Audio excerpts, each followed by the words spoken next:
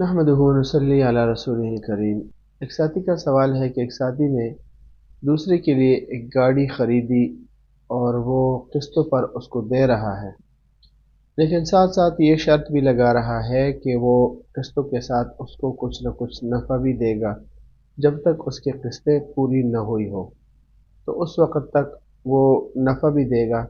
تو کیا اس طرح کی بیع یعنی اس طرح کے خرید و فروخت جائز ہے یا نہیں؟ الجواب حامداً و مسلیا اما بعد۔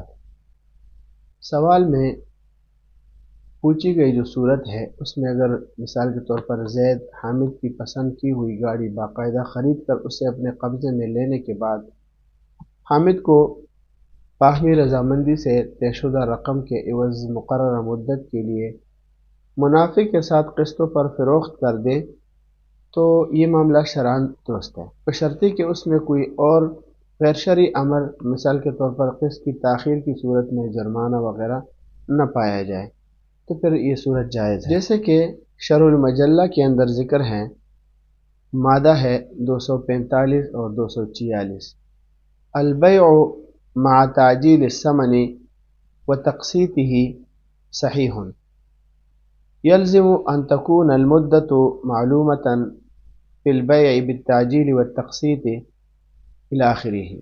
اسی طرح بحوث فی قضایا فقہیہ معاصرہ اس کے جلد نمبر 1 صفحہ نمبر 12 پہ یہ صورت موجود ہے، اور اسی طرح بدائع صنائع کتاب البیوع کے اندر جلد نمبر 4 صفحہ نمبر 394 اس پہ بھی یہ صورت موجود ہے۔ ہندیہ کے اندر کتاب البیوع الباب الرابع عشر فی المرابحہ اس کے اندر بھی یہ مسئلہ موجود ہے۔